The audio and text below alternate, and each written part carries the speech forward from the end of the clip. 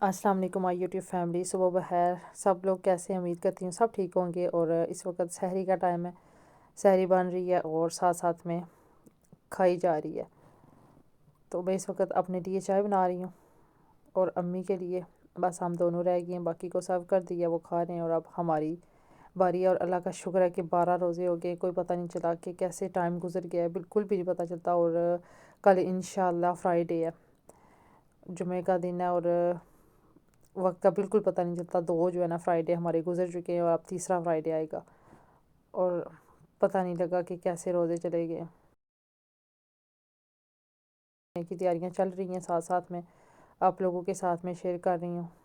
आज ये देखते हैं, मेरा फेवरेट सालन है पराठा के साथ। मेरे बेटे का भी फेवरेट है, वो भी बहुत ज़्यादा पसंद करता है। चलें जी, सैरी करते हैं और फिर बाद में आप लोगों के साथ बाकी की रूटीन।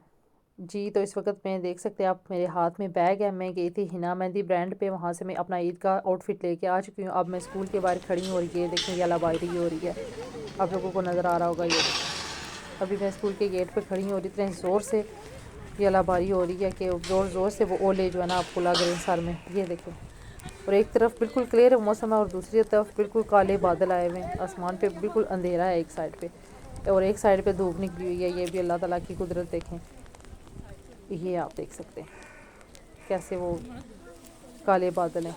और ये मैं आप लोगों को दिखाने की कोशिश कर रही हूँ, जो ओले पड़ रहे हैं। यहाँ फ्लोर भी ऐसा ही है ना, तो इतना ज़्यादा नज़र नहीं आ रहा, लेकिन बहुत ज़ोर से पड़े, बहुत तेज़ एकदम से जो है ना होनी शुरू हो गई है।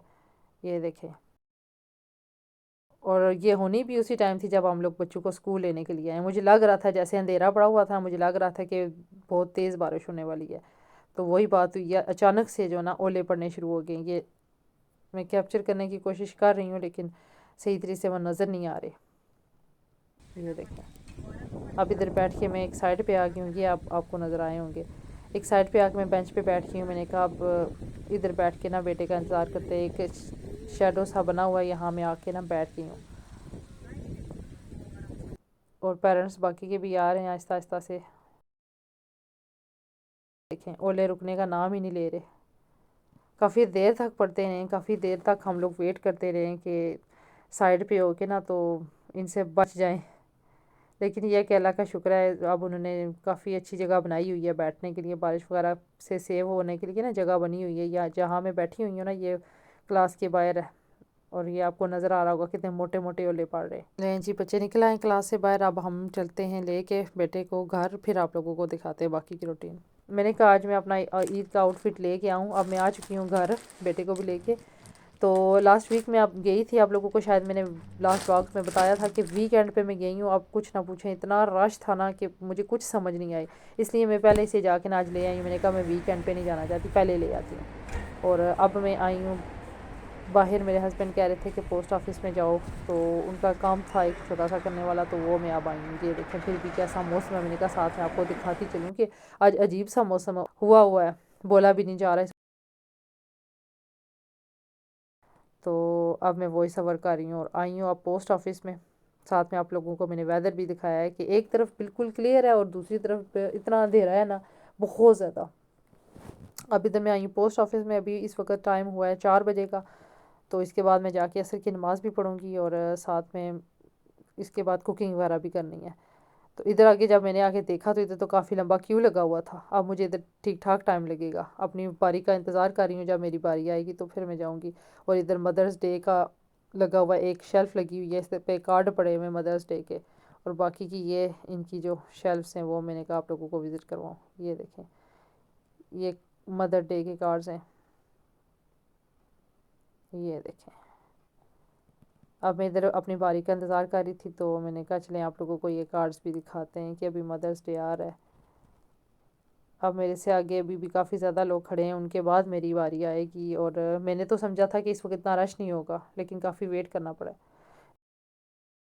जी, मैं पोस्ट ऑफिस से वापस आई हूँ, असर की नमाज़ पढ़ी है, 10-15 मिनट आराम किया है। आज तो बिल्कुल भी टाइम नहीं मिला। और अब मैं बनाने लगी हूँ चावल। और अम्मी बना रही थी साग, दाल वाला साग उन्होंने रखा हुआ था, वो इधर साग बना रही थी और इधर मैं बना रही थी चावल। ये देखें, चावल भिगो के रखे हुए मैंने और रेडी तकरीबन हो चुके हैं मेरे चावल। अब इनको दम पे लगाऊंगी और 5:15 बजे का टाइम हो चुका है। मैंने 4:30 बजे 4:20 पे मैंने काम करना शुरू किया था। तो अब इसको दम लगाऊंगी। साथ में मैंने इसका योगर्ट रायता वगैरह भी तैयार किया है। ये देखें, ये योगर्ट वाली में डाल दिया मैंने कहा रोज़े में इतने बर्तन धोने पड़ते हैं ना, तो चलें ये इसी तरह ही खा के तो फेंक देंगे।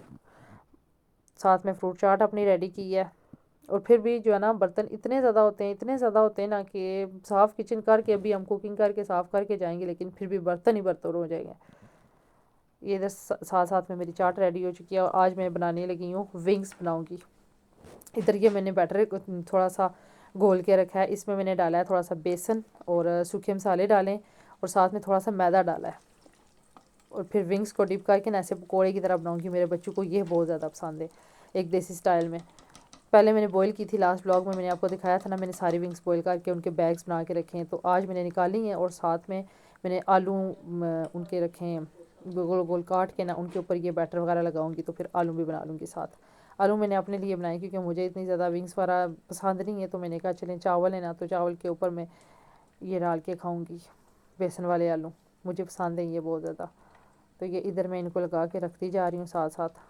अब रोज़ा खुलने में तकरीबन 15-20 मिनट रह गए, तो मैंने कहा ये एंड में बनाऊँगी, गरम गरम फिर खाएंगे हम लोग। और बाकी की सारी चीज़ें रेडी हो चुकी हैं। चावल भी मैंने दम पे रखे हुए थे, अभी आप लोगों को दिखाऊंगी वो भी।